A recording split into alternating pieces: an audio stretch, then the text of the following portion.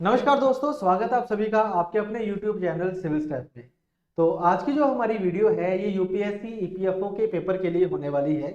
तो जैसे कि आप सभी जानते हैं कि जो आरटीआई का रिप्लाई आया है जिसमें बोला गया है कि टोटल 391 वैकेंसीज जो हैं वो यूपीएससी को जा चुकी हैं ईपीएफओ के द्वारा, है ना। तो बहुत जल्द इसकी नोटिफिकेशन भी आपको देखने को मिल जाएगी। और अगर हम बात करें एग्जाम की तो लगभग ये मान के चलिएगा कि जनवरी फरवरी के महीने के अंत तक आपका ये एग्जाम भी कंडक्ट करवा लिया जाएगा। तो ये बात मैंने आपको एक महीना पहले भी बोली थी जब हमने शुरू किया था अपना एक कोर्स यूट्यूब के ऊपर जिसमें हमने 180 डेज का चैलेंज रखा था। तब भी मैंने आपको कहा था कि 6 महीने हम इस तरीके से पढ़ेंगे और 4 महीने उसके बाद कोर्स पे फोकस करेंगे और लगभग 1 साल के बाद आपका ये एग्जाम जो है वो कंडक्ट हो जाएगा। तो अब हमें ऑफिशियली ही पता चल चुका है क्योंकि आरटीआई का रिप्लाई है तो उसमें मेंशन किया गया है कि 311 वैकेंसीज है हमारे पास एओ और ईओ की और 80 वैकेंसी है हमारे पास एपीएफसी की। ठीक है, अब इनके बारे में हमें पता है कि ये डेटा जो है वो सबमिट किया जा चुका है, यूपीएससी के पास रिक्वेजिशन जा चुकी है ईपीएफओ के द्वारा और ये मान के चलिएगा कि आने वाले लगभग 4 महीने के अंदर अंदर। अब मैं 4 महीने क्यों कह रहा हूं, क्योंकि जो पिछली हमारी रिक्रूटमेंट थी उसके इंटरव्यूज होने हैं अभी। तो अभी उसके इंटरव्यूज वगैरह पहले कंडक्ट करवाए जाएंगे, उसके बाद इसकी नोटिफिकेशन जो है वो आउट होगी। तो आने वाले 4 महीने में लगभग इसकी नोटिफिकेशन आ जाएगी। ठीक है, और हमने एक चीज और ऑब्जर्व करी है कि जब नोटिफिकेशन आती है तो उसके लगभग 3.5-4 महीने बाद एग्जाम भी कंडक्ट हो जाता है। तो मान के चलिए प्लस 4 मंथ और। तो कुल मिला के अगर देखा जाए तो समय बना हमारे पास अब 8 महीने का, 8 मंथ्स का। ठीक है, अब ये मिनिमम बता रहा हूं मैं आपको, मिनिमम 8 महीने लगेंगे। मैक्सिमम जो है अब ये इंटरव्यूज के ऊपर भी डिपेंड करेगा कि अगर इंटरव्यूज थोड़ा सा डिले होते हैं, फाइनल रिजल्ट डिले होता है तो ये 4 महीने के 6 महीने हो सकते हैं। इससे कम होने के चांसेस बहुत कम है, लेकिन होने को ये भी हो सकता है। तो ये मान के चलिए 8 महीने हमारे पास है इसकी तैयारी को करने के लिए। ठीक है, अगर मैं इस पर्टिकुलर एग्जाम के सिलेबस की बात करूं तो सिलेबस वो है बहुत ज्यादा वाइड। मतलब आप ये नहीं कह सकते कि मुझे सिर्फ एओईओ की तैयारी करनी है या फिर सिर्फ एपीएफसी की तैयारी करनी है, क्योंकि अब हो चुका है सीआरटी यानी कि कॉमन रिक्रूटमेंट टेस्ट। एक ही पेपर होगा, 120 सवाल आएंगे, 300 नंबर का पेपर होगा और उसी से ही जो टॉपर्स होंगे वो एपीएफसी में सिलेक्ट होंगे और उससे कम वाले जो है वो एओईओ में सिलेक्ट होंगे, जो कि 2025 में भी हमने देखा है। ठीक है, अब अगर मैं सिलेबस की बात करूं तो सिलेबस इसमें एसएससी वाला सिलेबस भी है, इसमें यूपीएससी वाला सिलेबस भी है और कुछ एडिशनल हमारे पास सब्जेक्ट भी हैं, है ना। अगर मैं बात करता हूं एसएससी वाले सिलेबस की तो आपको इसमें दिखेगा क्वांट, रीजनिंग, है ना, रीजनिंग वाला पार्ट दिख जाएगा। इसके अलावा इंग्लिश, कंप्यूटर। अब ये जो है ये लेवल है हमारा एसएससी वाला। ठीक है, ये एसएससी वाला लेवल हो जाएगा। उसके बाद अगर मैं यूपीएससी वाले की बात करूं तो जो बच्चे यूपीएससी की तैयारी कर रहे हैं उनको एज मिलेगा हिस्ट्री पे। अब हिस्ट्री कहने को तो लिखा होता है इंडियन फ्रीडम स्ट्रगल और आर्ट एंड कल्चर, लेकिन हमने देखा है कि हमें एंशिएंट से भी क्वेश्चन पूछे गए हैं, मिडाइवल से भी सवाल पूछे गए हैं। तो मतलब पूरा ही पार्ट देखना है हमको, तो इसमें एएमसी आ जाएगा, एंशिएंट मिडाइवल कल्चर। ठीक है, अब इसमें आपका मॉडर्न हिस्ट्री भी आ जाएगा। सिलेबस में क्या लिखा हुआ है, इंडियन फ्रीडम स्ट्रगल। ठीक है, कि 1857 से शुरू करो, लेकिन सवाल पहले भी बनते आ रहे हैं तो अभी भी मैं यहाँ पे मॉडर्न हिस्ट्री ही लिखूंगा। ठीक है, उसके बाद आएगा हमारे पास यहाँ पे ज्योग्राफी। अब ज्योग्राफी जो है वो ज्यादा पार्ट नहीं है, ज्योग्राफी में आपको इसमें पॉपुलेशन के ऊपर सवाल जो है वो देखने को मिल जाते हैं। पूरी ज्योग्राफी हमने इसमें नहीं पढ़नी है ना।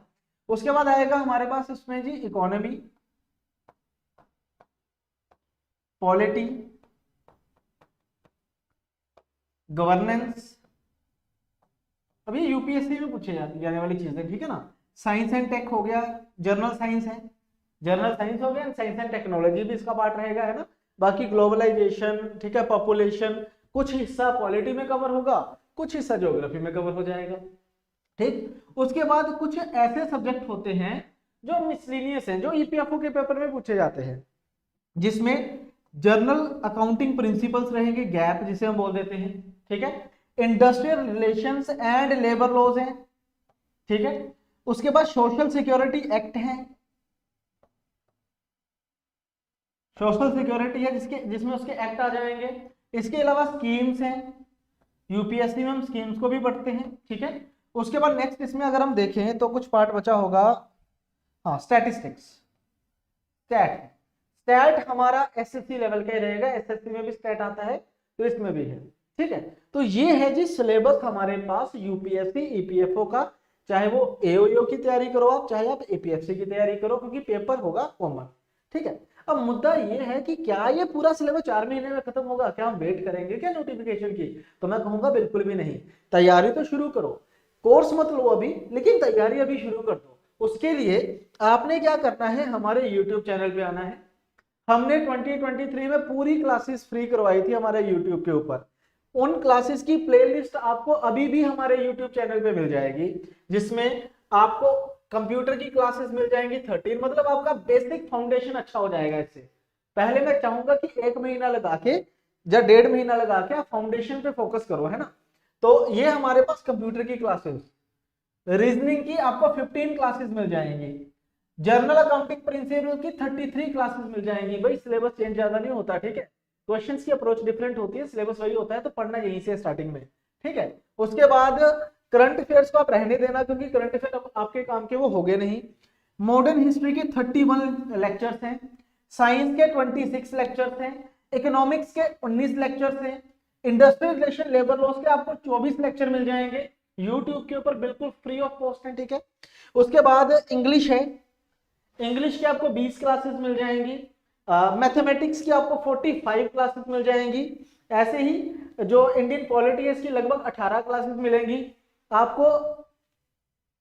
हाँ बस यही है। तो ये टोटल अगर हम देखें तो 1 2 3 4 5 6 7 8 9 10 11 12 और 13, तो टोटल हमारे पास 13 कॉम्पोनेंट, 12 कॉम्पोनेंट होंगे, इसको आप रहने दीजिए क्योंकि साइंस ऑलरेडी ऊपर हो चुकी है, तो 12 कॉम्पोनेंट्स होंगे। इतने ही कंपोनेंट है, सारा कुछ आपको इसमें देखने को मिल जाएगा, ठीक है। इसमें ना एक स्टैट का नहीं है, लेकिन स्टैटिस्टिक्स के लेक्चर भी रहेंगे आपको यूट्यूब के अंदर, प्लेलिस्ट नहीं बनी है कि स्टैट के लेक्चर भी आपको मिल जाएंगे। अगर आप सर्च करोगे हमारे यूट्यूब पे लाइव में जाके, तो वो भी आपको वहीं से ही देखने को मिल जाएगी। तो वेट नहीं करना है, तैयारी अभी से शुरू करो, यूट्यूब चैनल के माध्यम से ही करो। और लेटेस्ट भी हम एमसीक्यू करवा रहे हैं आपको, डेली करंट अफेयर की क्लासेस, इसीलिए मैंने लास्ट मंथ ही शुरू करवा दी थी, क्योंकि पेपर में 1 साल के करंट अफेयर आते हैं, तो आपने करंट अफेयर्स के साथ बने रहना है, साथ में इन क्लासेस को देखना है, ताकि आपकी बेसिक फाउंडेशन अच्छी हो जाए, ठीक है। बाकी थोड़े ही समय में हम अपना बैच भी लेके आएंगे, ठीक है, लाइव बैच होगा, प्रॉपर रिकॉर्डेड कुछ नहीं होगा। अगर आपने रिकॉर्डेड ही देखना है तो यहाँ से देखिए, यहाँ पे आपको सारे लेक्चर्स मिल जाएंगे। अगर आपने लाइव पढ़ना है तो लाइव भी बहुत जल्द हम बैच लेके आएंगे, ठीक है, लाइव पढ़ाएंगे, डाउट्स होंगे आपके प्रॉपर आपको डेली बेसिस पे मेंटरशिप मिल जाएगी अलग अलग टीचर से, क्योंकि जो टीचर स्पेशलाइजेशन होती है वो एक पर्सन नहीं कर पा पाएगा कभी भी, है ना। मतलब मैथ में जो गाइड मैं आपको कर पाऊंगा, मुझे नहीं लगता जीएस वाला कर पाएगा, जीएस में जो आपको जीएस वाला टीचर गाइड कर पाएगा वो मैं नहीं आपको करवाऊंगा, है ना। तो आपको पर्सनल मेंटरशिप की जरूरत पड़ेगी डिफरेंट टीचर्स से, तो वो चीजें लाइव क्लासेस में ही पॉसिबल हो पाती हैं। तो जल्दी ही हम अपना लाइव बैच भी लेके आने वाले हैं, आपने जुड़े रहना है हमारे साथ, तब तक आप इन क्लासेस को देखिए ताकि बेसिक आपके स्ट्रॉन्ग हो जाए, ठीक है। तो चलिए दोस्तों, इसी के साथ आज की वीडियो मैं खत्म करता हूं। वीडियो को लाइक कर दीजिएगा, सभी चैनल को सब्सक्राइब कर लो अगर आप नए हो, और अपने दोस्तों के साथ भी शेयर कीजिए, सभी ग्रुप्स में शेयर कीजिए जिन ग्रुप्स में यूपीएससी ईपीएफओ की तैयारी के लिए बच्चे जुड़े हुए हैं। तो चलिए दोस्तों, मिलते हैं नेक्स्ट सेशन में, तब तक के लिए thank you very much, bye bye, thank you.